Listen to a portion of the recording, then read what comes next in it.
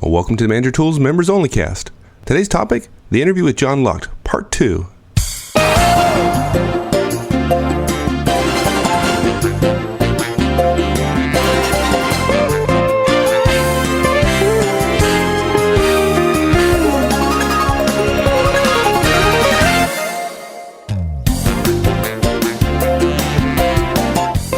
Hi everyone, it's Mike and welcome back. In today's cast, we cover Part 2 of our conversation with John Lucht. As you know, John's a top professional recruiter in the world and author of the book on job searching, Rites of Passage. This is really a treat. So, if you haven't listened to Part 1, you may want to go back and listen to that before proceeding. But if you have, well, here we go with Part 2.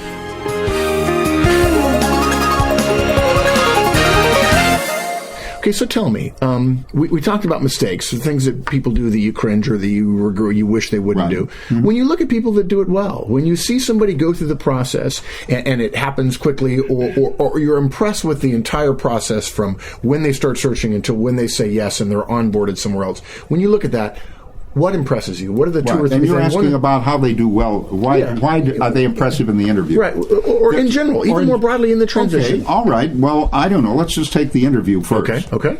The most important thing you've got to be able to do in the interview is to communicate an answer to a question succinctly.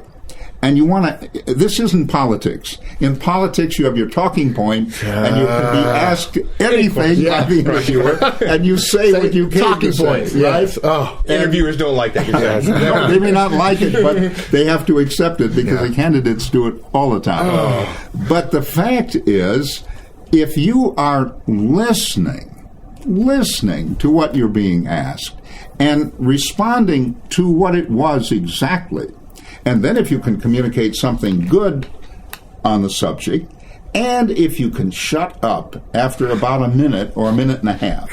Now, in one of my writings, and I have a bunch of essays on RightSite that are not in the books. They're just extra stuff that keeps coming up. But let's see, what did I lose my thought there? We were talking about interviews and how they need to answer the question succinctly. Yes. Now, I created the Executive Job Changing Workbook. Right. And I had things that would help people with resumes, cover letters, networking, all of that. The one thing that I said, well, now, this is a book that has something for every activity.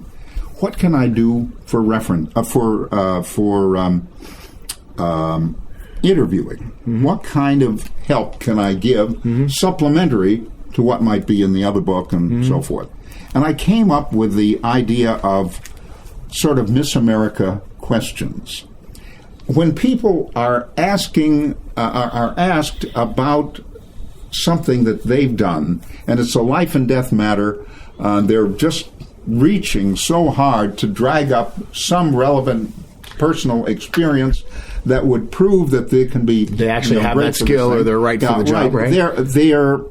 They're on the spot, and they often fail, and then they flub around and they talk too long, and it's vague and unclear. So I came up with a little exercise. Anybody that's listening can do this. And that is, ask yourself a stupid question, but answer it clearly and succinctly. And I came up with a whole list of questions, but we could sit here and make them up all day long. It'd be fun to make them up. If you had to eat one sandwich for the rest of your life, what would it be and why? Tuna. Tastes good. Okay. Right, but you got to come up with a central issue. It's got to be headlined in the first words out of your mouth, and then you amplify it and you go into more detail, and when the time is up, you shut up no matter what you haven't said yet. So, and you said the most important things because you put the most important things first. So maybe it's what is the worst car you ever owned and what was wrong with it, you know? What was the worst advice that anybody ever gave you? And if what was the worst date that you ever went on? Or something the best? What was the best date that you've ever been on? And what was the outcome? And why? And what did you do? you move away from your career. And maybe you have your spouse or you have somebody else ask you these kinds of questions until you are able to seize on any question, no matter what it is, and the central point right give the there. central point in the headline, first of all, and then give the supporting details underneath. John, I think I want to amplify something you just said. The phrase that you just said that hit me like a ton of bricks is you said, move away from your career. Because when they're preparing interviewing questions, they have been told by friends and family and everything else, you need to talk about this, you need to talk about that, you need to bring up this background. But to your point, the Miss America thing, when they move away from their career, they see the question as a central point and some amplification. Right. If they learn that in the Miss America thing, then they go back to their career, they'll say, oh, now I understand why recruiters roll their eyes and start going to sleep when I talk for 9 minutes. And we have a joke. We often say, Mike and I say this, many people have heard us say this, we say, when you get asked a yes or no question or number question, like for an MBA, what was your GPA, for instance, if the answer, if it's a yes or no question or a number question, if the answer starts with well, you know it's going to be a bad answer, right? And if 10 words are out of your mouth and the answer word, worst car, Volvo or Volkswagen, whatever the case might be, if that word is not in the first 10, you failed. Right. Even if you give the right answer, if you've given 100 words and before, especially if you circle around and you wander and then finally hit it. Right. I often tell people, I would rather you be wrong with your answer, like you picked the wrong car, whatever, you picked my favorite car as your worst one. I'd rather you be wrong in the first 5 seconds and then support your answer than think, I wouldn't want to be wrong, so I'm going to give him all the rationale for why I choose this, and then at the end deliver the answer so that he'll know that it's an okay answer. And that brings up another point that you made me think about, which is really, really a serious problem. Now we're talking executives, although we're talking beginners too. We have whatever you might call the curse of the business school. The people who have been to business school and have somehow been taught to speak and write in vague generalities. They have been taught that the more you make it abstract, and the less specific, the narrower it is, I mean, the broader it is, the better, because then it will engulf anything. Then it cannot... Everyone will be happy, right? Right. Then there's nothing restrictive that would rule you out for anything. Yes. Well, and there's nothing that would make you useful for anything. Because, of course, if you're one of the 6 people for a senior position or even a mid-level position, it's not that you make everybody... not unhappy. You must make a few people desperately happy to have you. Yes, and that requires and depth and have specificity. Exactly what you want, you've got to be specific to have the right thing. Yep. The right thing is very specific. The right result is very specific. Yes. Nothing is more specific. Right. So the people who have been taught, and I don't know who teaches this, but I suspect business schools are doing this. Yeah, let's hunt them down and shoot them or something. John, I have to tell you something. Our listeners will laugh at this because they'll write and say, yeah, you're right. I have been speaking at business schools for years, teaching Harvard and Kellogg and Stanford and so on, talking to the kids, I say kids, but these young professionals who have spent a couple of years, they went to undergraduate school, they went a couple of years in business, if that, and then have gone back to business school. And I basically try to give them some basics in 2 or 3 hours. Look, here's some simple things you need to know. And many people know that we have YouTube clips on the website where I was talking a number of years ago. And I tell them all the time, I say, look, you have got to be energetic. You've got to be forceful. You've got to know yourself. And you can't... it means nothing that you're smarter than us, because every other person who's interviewing is just as smart as you. If they're going to Northwestern, they're just as smart as you. And I am amazed at this sense of they give broad, kind of vague answers to your point, and then they're stunned that they don't get a response back. And I tell them, I said, gosh, show us a little bit of toughness, a little bit of energy. Look at somebody dead in the eye and say, I really want this job, and I want to tell you why. Well, that's another good question to ask for ask for it. In my parlance on Right Side, I wrote an essay called Charlie's Question, and call it Charlie's Question because it was a member of Right Side who actually sent me his question specifically that he asked. But the question is, and it's done while there's still time in the interview, before the end. Right. And you say, well, now, we've talked about quite a few things here, But knowing what you now know about me, what would you feel is I lack in being where's my weakness? Where would you perceive my weakness, right? My inappropriateness for this?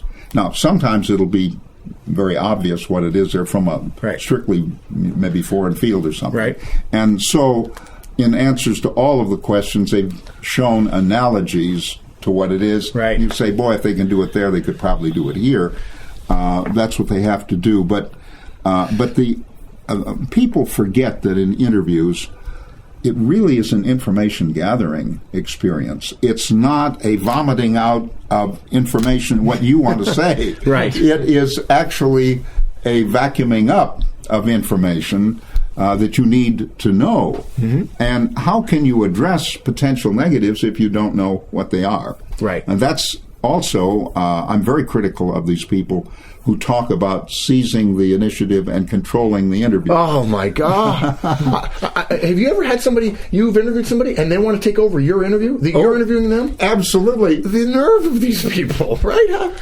Well, there was somebody, maybe a decade ago, somebody in this field wrote an article or a book or something, and they wanted you to show that you were an activist, not a kind of passive person. Oh, okay. Sure. And therefore, when you enter the room and you sit down, you must move the chair. Oh. Don't leave the chair where you found it. Move it. Yeah, as if the recruiter's actually looking at them at that moment to see whether or not they move the chair. And, right. Well, but the people who do it, they would move it maybe a foot or 2 feet or something, Well, come on. So you read this book, right? And now you're in charge of the chair, right? Right, You've proven exactly. that you're in charge. Yeah. But it's looking for something that says that you're an activist and not a patsy. And then taking it to the next level and saying, if you ask me a question that I don't think it really highlights my skills, then I'm going to tell you what I want you to know about me. And we've said this many times. Look, we know you have much more stuff than we can talk about in an hour. I have specific things I'm looking for the job. I'm trying to fit you for the job or not. And if you're going to tell me what you want me to know, and your analysis is not letter perfect, that exactly what you want to tell me exactly fits my needs, which I've never seen in all my years of interviewing, unless it's perfect, and it's not going to happen. It is silly to think that you're going to take charge of the interview. The recruiter knows what they need to know, and they're trying to figure out whether or not you're right for the job. Absolutely. Yeah. And it's surprising how many people will figure that they know what it is. And look, here's and just kind of a side point that bears that out. It could very well be that the things you most want to communicate were communicated very well in your resume. It's very obvious what you've got that's your best stuff. Right. So it's possible that recruiter or employer, anybody has read about you and knows your best stuff. Right. Because that's been already communicated by a recruiter to an employer, by a resume to anybody. And what the purpose that they have in the limited time of the interview is to try to overcome what they perceive as your negatives. Mm-hmm. So if you manage only to reinforce the positives, the things they already know, which they already had and were satisfied with, and you don't even find out about the negatives, it's a wasted opportunity. Right. When you think about the executives that you place, and you think about a young manager, let's say a 25-year-old manager, a 30-year-old manager starting to grow. And by the way, we have to come back and I have to talk to John about the title, the rights of the $100,000. Because when you wrote it, $100,000 is poor. I invented the term $100,000 plus. Right. And the publishers didn't want to publish the book because they said not enough people make that kind of money. You're talking to just a very limited group. And I said, look, the politicians are going to inflate and inflate and inflate. We can count on the fact that inflation is going to make this. And so I had to, not too long ago, improve it a little bit and make it $100,000 to $1 million plus. So God knows I hope we don't go to $1 trillion. For one person, right? Yeah. So tell me, there are people who, when I tell them about the book, and I knew about the $1 million, but I don't talk about it, and they say, well, that's not very much money. It can't really be for executives. Talk about, and I know the answer, but I want everyone to hear it. Talk about how valuable the book is for somebody. Even though you were writing it for somebody $100,000 20 years ago, now that person, that $100,000 person, is a number of levels lower in the organization. But it still has validity, even for a manager who's a couple of years out of school, and maybe he's only making 80 or 90, but he's going to be there at some point, even though you may have written it for executives before. Talk about really, I've had so many people who have read the book that got a high-level executive job, and then they tell me that they bought copies for their sons, for their daughters, and for others, and, this is going to be my kid's graduation present. And absolutely, if the youngster, the beginning person, is willing to study and to see what is valid and what works for any level, no matter how high, it's pretty much all germane to the beginner as well. Okay. Let me ask you a question that I know some of the audience is going to ask us about. If you said Manager Tools and John Lucht, what are their disagreements? Everyone who pays attention to us would say resumes. You have your reverse chronological resume for executives, for senior positions, are normally longer than one page. They could be 3 or 4 pages if, in fact, they're right. Exactly. Whereas we have a pretty hard and fast rule about one page, simply because we're more willing to make an exception, and we've done that just recently with some people putting resumes in front of us. We say, look, you're 50 years old. You're an executive. You're responsible for a $400 million line of business. Your resume is going to be 2 pages long, or perhaps 3 pages long. So talk about the one-page resume that we recommend for most managers versus the 3 or 4 page resume. I think that it's very logical. First of all, every word in a resume should be as tightly constructed, should deliver a fact as clearly as you possibly can. Nobody gains anything from 6 words. It could be reduced to 3 words and have tons more impact, just because you don't have to fatigue the mind by going through more of it. Yeah. But we never see that. Right. I mean, well, John, we recommend 1 pages. We actually have somebody who reviews resumes for us, and we charge a small amount, and we provide it as a service. And we have people that say they've heard our resume review cast. They've looked at our sample resume, which I wrote. It's 1 page over a 20-year career, and they send us 6 pages. And of course, now privately, I admit there's an intellect problem there. I mean, you say you listen to it. How could you possibly then produce 6 pages? So yes, we get the longer resumes all the time. It depends. To do something superbly in 6 pages requires an absolute mastery that most people don't have. Right. But when I did outplacement, I used to be the most expensive outplacer in the business. My minimum fee was $55,000 per case. And one of my clients that was sending me a lot of those cases said, John, and it was then 15, that was the minimum, and it was basically 15% of annual compensation. And some of the other people were making big money. And so he said, you've got to put a cap on this. And I said, okay, it's $55,000 minimum, $75,000 maximum. Okay. And I probably got a handful at $75,000. Not over 6 or 7, probably. But the point is that when I did those resumes for those people, they generally came to 4 or 5, or not unusual to be 6 pages. But they were done by you. Yes. And every word was crafted. And it was, I spent so much time on it sometimes. In fact, I always say the biggest lie, that's not fair. I haven't told any other lies. But one really, really egregious lie that I've told in a book is in the Executive Job Changing Workbook. And it appears on page 69. People may be able to remember that number.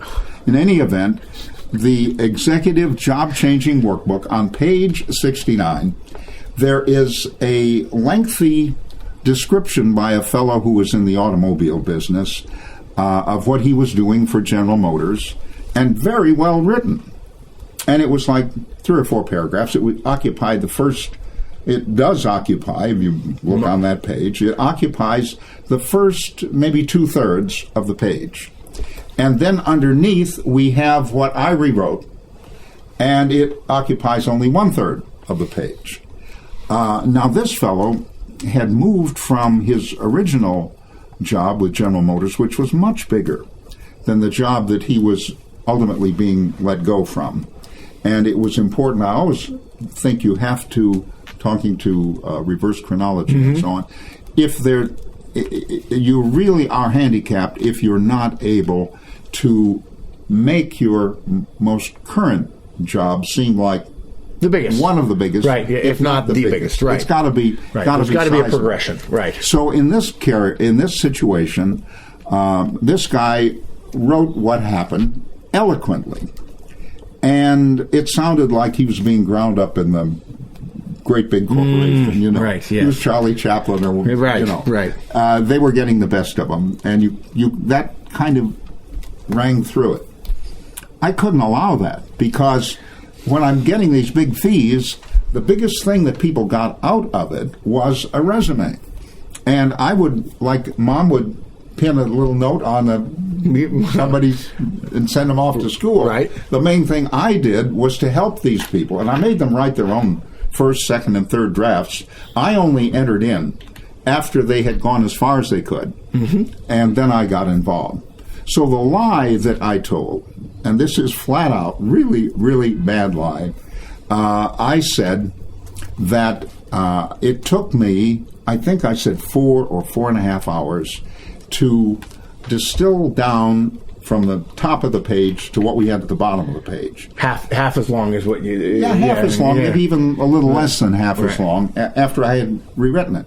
Also, there was a difference in what the same facts said, because when the guy wrote it, very eloquently and rather long, when he wrote it, it sounded like he was being ground up. You got an impression. When I rewrote it, I made it like if you go out on the boat dock, you know, and you push against this yacht, it weighs umpteen thousand pounds, right? Right. And yet you standing on the dock, you can move it, yeah, right? Right. In fact, I think it was Archimedes or one of the ancient Greek mathematicians or something who said, "Give me a place to stand, and I can move the earth." That's right. Okay. Well, we got this guy moving the earth. It sounds like he moved General Motors. That was the objective. That's what we had to do for his particular case. And the big lie was that I said I did this in 4.5 hours. I actually did it in 8.5 or 9 hours. I worked on it one entire weekend day. I probably did it on a Saturday or a Sunday, but I worked and I did it over and over again. And maybe I wasn't at the best of my game when I was doing it, you know. But it took that much effort to do it. And I thought it was important enough to do it, because it was important. You can't leave what he had. No, what he had was not disgraceful. Right. It was not shabby. And it wasn't wrong. And it wasn't wrong. But it was left all an impression. true and everything. But it wouldn't help him. Yeah, it wouldn't help him. Right. Yeah. So what we got to do is we got to help him, and you got to help with the truth. Right. You cannot make up stuff that's not true. It's got to always go through the referencing procedure. So your references had better not see your resume and say, "Boy, I don't remember it that way at all." Right. You know? Yeah. The goodwill that they had for you, it just siphoned off by that kind of thing. Right. So anyway, longer is not better, but the communication of more salient facts that prove you're able to do a superb job for this is good, and it should be as carefully worded, as succinctly worded as if you were crowding it onto 1 or 2 pages, if you let it go any further. Now, there's another thing that I like to do. Now we're talking executive resumes. We're talking salaries above 100,000, above 200,000, and so on. This is something that I originated. Well, I originated a lot of this stuff back when I first wrote the book and wrote the resume that's in it, the Sam Sage resume. Sam Sage, yeah, sure. Right. When I first wrote that, I wrote what I thought would be the ideal resume, and it will illustrate all kinds of things that could happen in somebody's life, even having a period when they were out of work, and worked on the family stuff and went back and so forth. So I created kind of platonic ideal of the resume, kind of a kind of an ideal resume, and I thought people can learn from this, follow it, and it's helped a lot of people. But the point is that when we got to the internet, and we did another version of this thing for the internet, I really didn't cut out any words. I cut out white space, and it comes down to about 2 pages. So sometimes these very crowded, good one-page resumes, if you relax and give it a little breathing room, and you give some white space between the different copy blocks, suddenly you've got that goes a little longer. And I don't think it's worse. There's no God is going to get you for for having a second page, having more. So so I don't think that we have a fundamental disagreement. No, we don't.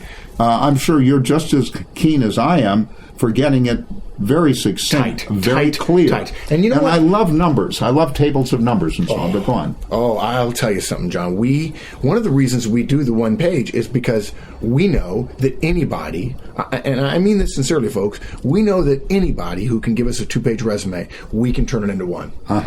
Because most people and if they gave you more, you could turn it into 2. If they gave you 6, you could put it on 2, probably. And I'm amazed at, there are too many times, writing schools all the time say, make it shorter, make it shorter, make it shorter. And if you can keep the same knowledge in less page, there are recruiters. I know when I get a resume that's 3 pages long and I think about reading it, I'm thinking, I'm wasting my time. And then I get another one that really has the same amount of heft to it, and it's 1 page. I said, this person worked harder, is smarter, and has done better for me. Could be. One of the tips that I would give to anybody who's doing that kind of thing, there are certain phrases that are useless because they're obvious, right? Of the company. Right. Well, of course it's a company. I mean, what else would it... They're paying you. You can go through, and there are a lot of 3 and 4 word phrases that can simply be struck out, and getting rid of them makes it more persuasive, clearer, reads better, and you hammer the point home better. Yes. And if you get rid of 3 or 4 or 5 unnecessary 3-word phrases in a given paragraph, you save a line or two. You saved a line or 2. Now we can have a white space, a breathing space between the segments, because I think it's really important that a resume can be absorbed at a glance.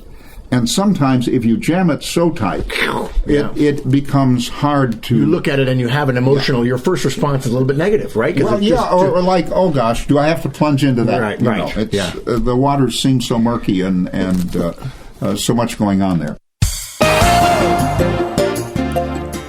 All right, folks, that's it for part 2. We'll publish part 3 next week. So until then, have a great one. So long.